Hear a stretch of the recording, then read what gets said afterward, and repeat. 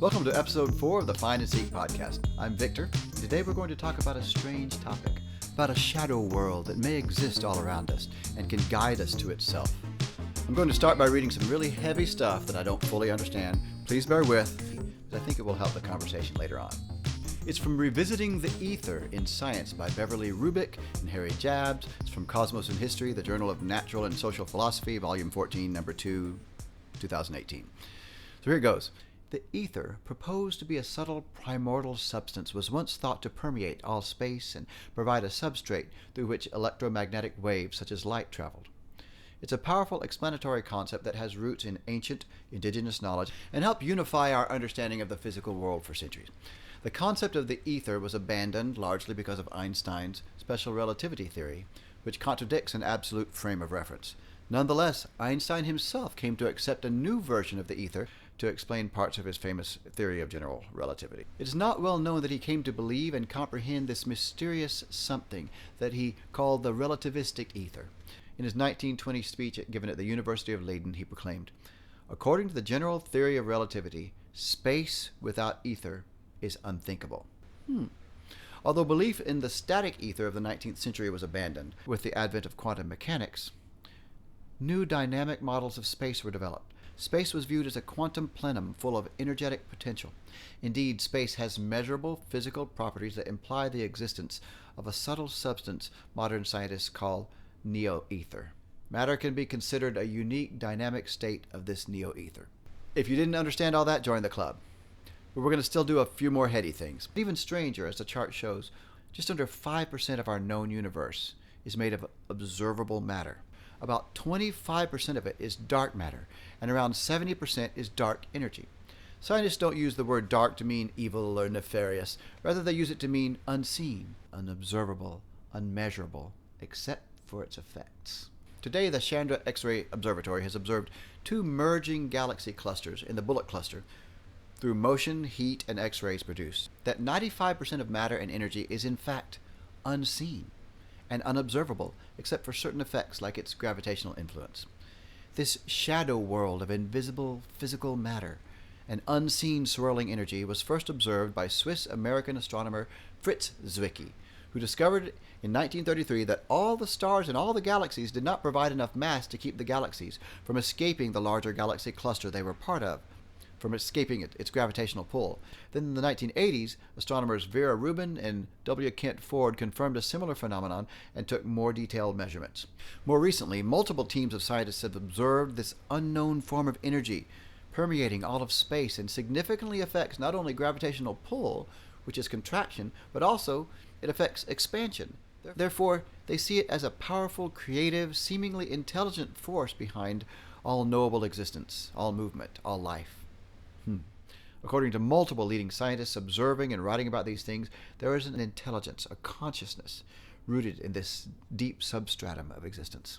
There is a shadow world that walks beside this world we call the physical universe, a place and an entity, a being of immeasurable power and unfathomable intelligence.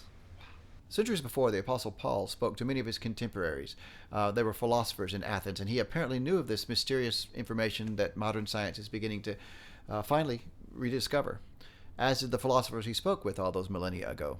In Paul's speech to them, he said, "God is not far from any one of us, for in him we live and move and have our being. As some of your own poets have said, we are his offspring." So there is another world, which is also a mysterious intelligence that's not far off in some spiritual plane. Within it, within him or her, we live and move and have our being.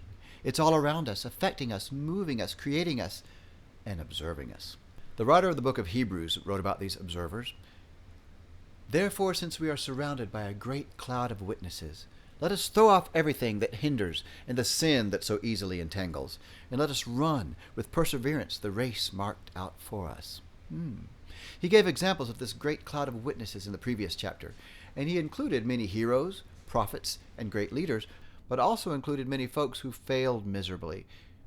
They included murderers, prostitutes, foolish people, fearful people, faithless people. In other words, folks like us, who had died centuries before. They are all there, he says, in this shadow world, what the Bible calls the heavenly worlds. They are within this world that is also God. Jesus used the kingdom of heaven and the kingdom of God interchangeably. In him we live and move and have our being. It's just that we modern enlightened folk forget that. We sophisticated modern people walk by sight, not by faith.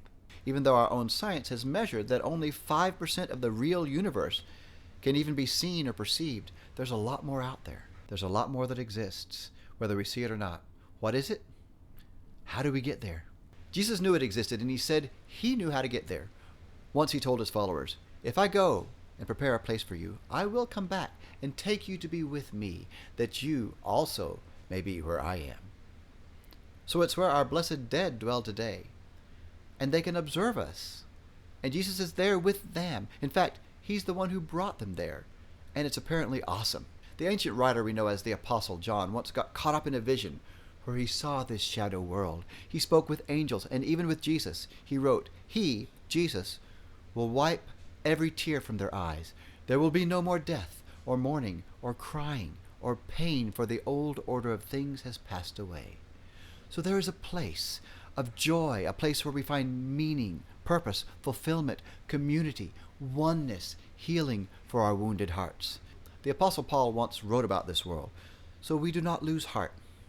Though our outer self is wasting away, our inner self is being renewed day by day. Paul was right about our outer selves, our physical beings. We get a few more wrinkles, a little less muscle, a little less spring in our step, a few more aches and pains every day we live in this world. Our souls get a little more weary of this world as the years pass. But Paul continues, "For this light momentary affliction is preparing us for an eternal weight of glory beyond all comprehension, as we look not to things that are seen, but to the things that are unseen. For the things that are seen are transient, but the things that are unseen are eternal." We know Paul didn't have an easy life. Here's a short list of his sufferings. This is all from 2 Corinthians 11:23 through 27. We know Paul didn't have an easy life. Here's a short list of his sufferings. This is from 2 Corinthians 11:23 through 27. He was put in prison frequently, was flogged severely, was exposed to death again and again. 5 times he received 39 lashes with a cat o' nine tails that literally flayed the flesh off his body. It was known that 40 lashes could kill a man, and the authorities wanted that person to be tortured horribly, but not killed, so that they would be a cautionary tale to anyone who saw them for the rest of their lives. This is what happened to people who disagreed with the governmental powers that be. Once he was pelted with stones. 3 times he was shipwrecked and spent a day and night on the open sea.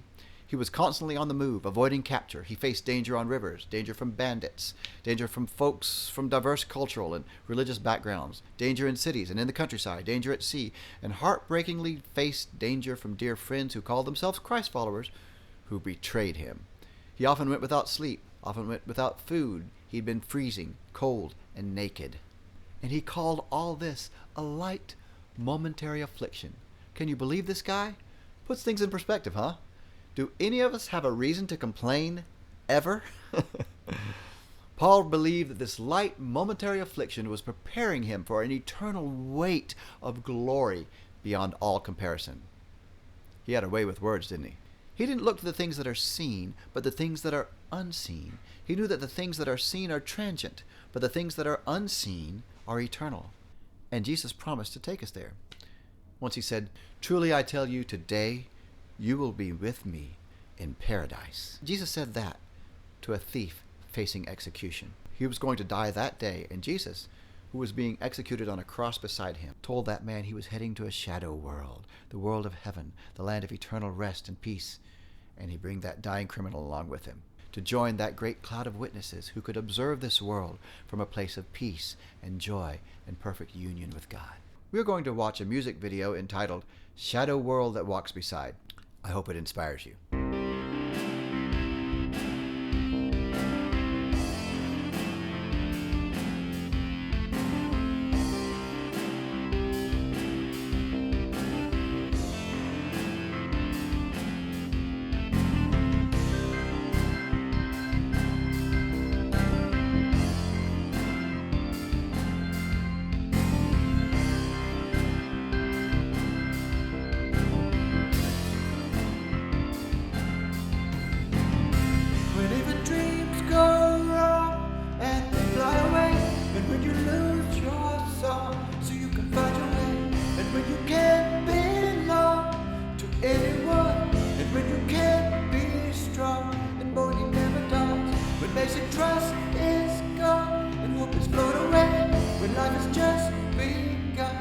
like an open grave.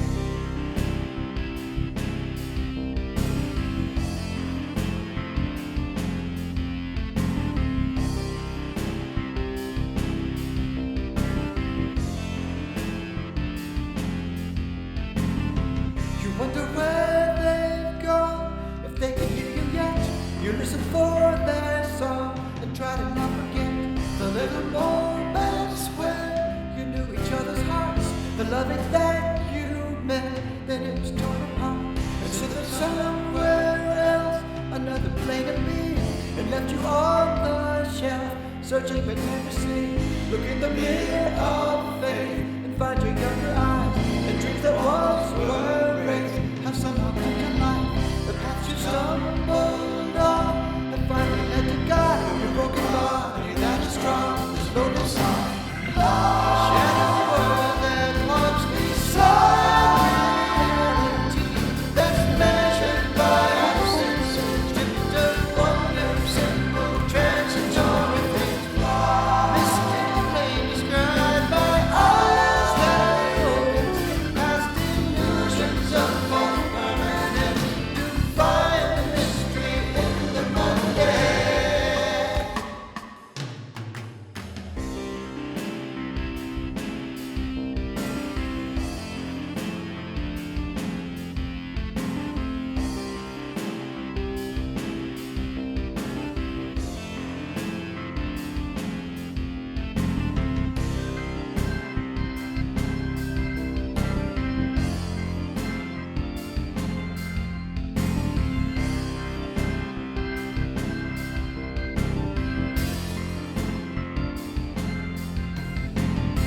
When every dream is done and served its purpose in each path that's led you on, you found your song again, forever part of them, and they're a part of you, brimming with power and your hopes are coming true. Your heart can trust so strong, and love is conquering wrong. Your body's light and young, and all is finally won.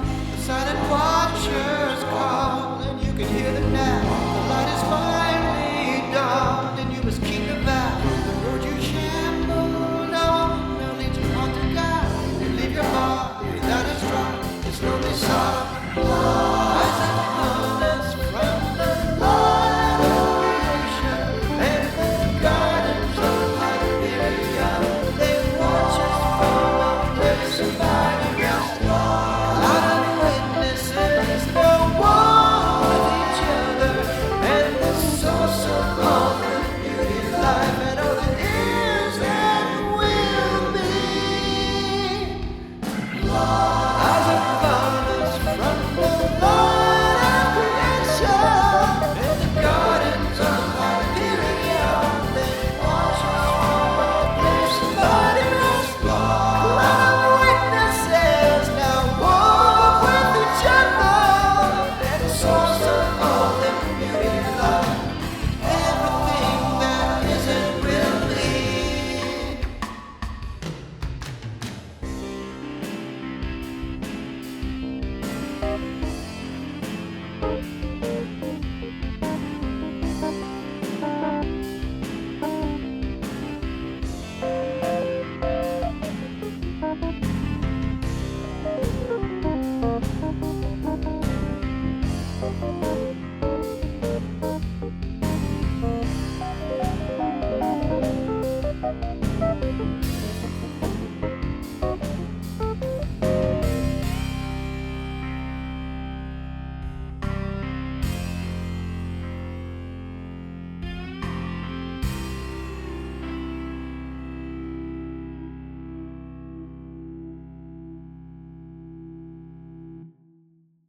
An unseen shadow world takes up 95% of the matter and energy in the universe. We can't see it. It has unfathomable intellect and immeasurable power. Let's let this world guide us, call us, inspire us, give us a home base for when we do have sufferings which life brings from time to time. Let's see them as a light momentary affliction, preparing us for an eternal weight of glory beyond all comprehension. As we look not to the things that are seen, for the things that are seen are transient, and the things that are unseen are eternal. Hope you enjoyed the podcast and the music video. Thanks for tuning in. Please click like if it inspired you, and please subscribe to the channel. Walk around this week knowing you're being observed by loved ones, but also by a mysterious being of light and love that Jesus knew, and he called his Heavenly Father. He's all around you, and he wants to bring you to be with him in paradise. It's kind of exciting. See you next time.